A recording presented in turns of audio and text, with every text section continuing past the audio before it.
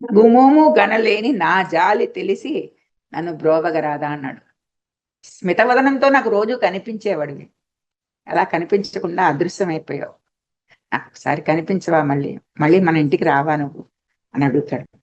ఇక్కడ భక్తి సాహిత్యంలో ఒక మంచి మలుపు తిరిగింది. ఏమిటంటే, మళ్ళీ ఖగరాజు నీ ఆనతి వినివేగ చనలేదా. ఏంటి, ఖగరాజు అంటే ఎవరు? గరుత్మంతుడు.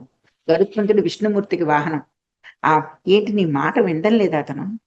నువ్వు చెప్తే అతను వినలేదా పదాన్ని? ఇది ఎందుకు అంటే, నేను చెప్పాను తిరువారూరులోను అక్కడ నందీశ్వరుడు నిలబడే ఉంటాడు అని. ఎందుకంటే ఈశ్వరుడి పద పద అంటూ ఉంటాట భక్తుల్ని రక్షించడానికి. అందుకని కూర్చోకుండా నిలబడే ఉంటాడు అక్కడ. అలాంటిది, అలాగే ఖగరాజు నీ మాటకైనా ఎదురు చెప్పాడా? ఎప్పుడు చూసినా అక్కడికి ఇక్కడికి పద అంటావని చెప్పేసి విసుక్కున్నాడా? లేకపోతే అమ్మ బాబోయ్, ఎంత దూరం ఉందో తెలుసా నీకు అసలు? గగనానికి ఇలకు బహుదూరం. నీకేమిటి, నువ్వు ఏదో అనేసుకుంటావు. అంత దూరం నేను రెక్కలు ఇలా చేసుకుంటూ నిన్ను మోసుకుని వెళ్ళడం చాలా కష్టం కదా. ఇది భక్తి సాహిత్యంలో మార్పు. జగమేలే పరమాత్మ. ఎవరితో చెప్పుకుంటాను? ఎవరైనా కష్టం వస్తే ఎవరొచ్చి ఎక్కడికి వచ్చి చెప్పుకుంటారు? దేవుడి దగ్గరికి వెళ్ళి చెప్పుకుంటారు. ఈ జగాన్నంతా పరిపాలించే దేవుడు నువ్వే కదా, అన్ని నీ దగ్గరికి వచ్చి చెప్పు. కానీ నువ్వే కనపడకుండా పోతే ఇంకెవరితో చెప్పుకుంటాం? ఒకసారి ఆలోచించు. అసలు నువ్వే లేవు ఇక్కడ, నా ఇంట్లో నువ్వే లేవు, నేను ఎవరితో చెప్పుకోను. ఖగరాజు నీయానతి వినివేగచనలేదో, గగనానికి ఈలకు బహుదూరం బనినాడో.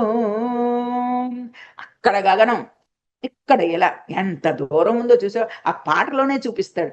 గగనానికి ఏలకు బహుదూరం మనినాడో, జగమేలే పరమాత్మ ఎవరితో మొరడు. ఇంకా నీతో చెప్పుకోవాలి అసలు విషయాలన్నీ, కానీ నువ్వే కనపడకుండా పోతే నేను ఇంకెవరితో చెప్పుకుంటాను చెప్పు? నువ్వు నాకెందుకు దర్శనం ఇవ్వవు, ఎక్కడికి వెళ్ళిపోయావు అని ఈ రకంగా దోబూచులాడుతున్నావు. నాకు చాలు చాలు, చాలా అయిపోయింది, ఈ దోబూచులాట అయిపోయింది, ఇంకా వచ్చి నాకు దర్శనం ఇవ్వు అని చెప్పేసేసి, దర్శనం ఇవ్వడం అంటే ఆ విగ్రహాలు వచ్చేసేయండి మన ఇంటికి అని చెప్పేసి అనుకుంటాడు.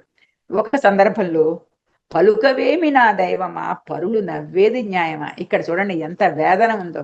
ఇందాక నగుమోము గురించి చెప్పినప్పుడు అందులో భక్తి సాహిత్యంలో ఒక మార్పు అనమాట. అంటే వాహనం నిన్ను మోసే గరుత్మంతుడు రానని చెప్పాడా, లేకపోతే నీ చుట్టుపక్కల వాళ్ళు నిన్ను వద్దు వద్దు అక్కడికి వెళ్ళొద్దులే నువ్వు అని చెప్పేసి ఆపేశారా? ఎవరు అలాంటి వాళ్ళు ఎవరు లేరు కదా. ఇక ఈ కరాజు ఏమైనా చెప్పాడా? పోనీ ఎవరితో అయినా చెప్పించమంటావా ఆయనకి, నిన్ను తీసుకొచ్చేమని చెప్పడానికి అని చెప్పి ఇన్ని రకాలుగా వివిధ గతులలో అతని మనసు ఆలోచిస్తోందనమాట ఈ విగ్రహాలు కనబడకపోయేసరికి. తర్వాత పలుకవేమి నా దైవమా, పరులు నవ్వేది న్యాయమా. పలుకు, మాట్లాడు అసలు నువ్వు కనబడకపోతేనే బాధపడుతుంటావు, ఒకటైనా చెప్పు ఒకటి. అసలు నేను ఎంత అవహేళన అయిపోయానో తెలుసా సమాజంలో. అబ్బా, భలే బాగా జరిగింది. ఎప్పుడు ఇంత సంపద వచ్చేస్తే అక్కర్లేదు పొమ్మన్నాడు కదా, మంచి శాస్తి జరిగిందిలే. ఇంక ఈ రామ పంచాయతీ విగ్రహాలు కనబడలేదుగా, అతని భక్తి అంతా ఇంకంతే అయిపోయినట్లే, ఇంకేం లేదు. ఊరికే గొప్పగా అందరూ వాగ్గేయకారుడు అంటున్నారు. ఇలాగా అవమాన పాలు అయిపోతున్నాను నేను, అవమాన పాలు. ఇన్నాళ్ళు పట్టుకుని ఉన్నాడు కదా, ఇప్పుడు అది పోయిందో తెలియదు కదా ఎవరికో. ఇంక ఇతని భక్తి అంతా కూడా చల్లబడుతుందిలే, ఇంకా రేపటి నుంచి అన్నం వండుకుంటూ పప్పు కూర చేసుకుంటూ తింటాడులే అని ఆ రకంగా నేను అవహేళన చెందిపోయాను. అసలు నాకు చెప్పు, అల్లుక కారణమేమిరా?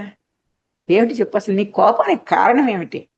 నీవు ఆడించినట్లే ఆడాను కదా, ఇక్కడ ఆడించినట్లంటే మామూలు ఆట కాదు.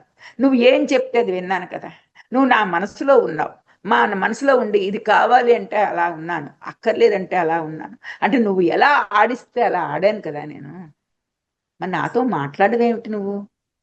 ఒక మాట చెప్పు, ఎందుకు నీకు అసలు కోపం వచ్చిందో చెప్పు, ఎక్కడికి వెళ్ళిపోయావో చెప్పు అని చెప్పేసి ఒక రకంగా కాదు, త్యాగయ్య అన్ని రకాలుగా బ్రతిమలాడాడు. ఇది కథ కాదు కదా, ఇది నిజంగా జరిగిన వాస్తవం. అప్పుడు ఎంత కల్లోలంగా ఉంటుంది మనసు. మళ్ళీ అంటాడు, తల్లిదండ్రి భక్తి నొసగి రక్షించరహమ్మయ్యా. నాకు భక్తి అనే ఒక ఇది ఇచ్చారు తల్లిదండ్రులు, ఆస్తి. అందరికీ రకరకాల పొలాలు గట్రా ఇళ్ళు వాకిళ్ళు ఉంటే నాకు ఒక భక్తి అనే ఒక విషయాన్ని నాకు ఆస్తిగా నా తల్లిదండ్రులు ఇచ్చి నన్ను రక్షించారు. ఎక్కడి నుంచి రక్షించారు? ఈ దిక్కుమాలిన ఈ సమాజంలో ఉన్న జరుగుతున్న విషయాలన్నిటికీ నన్ను దూరంగా పెట్టేశారు భక్తి అనే దాంతో. తక్కిన వారులెంతో హింసించరే. సరే, తల్లిదండ్రులే నన్ను రక్షించారు, కానీ మిగిలిన వాళ్ళందరూ ఏదో ఒక సూటిపోటి మాటలతోటి నన్ను హింసిస్తూనే ఉన్నారు.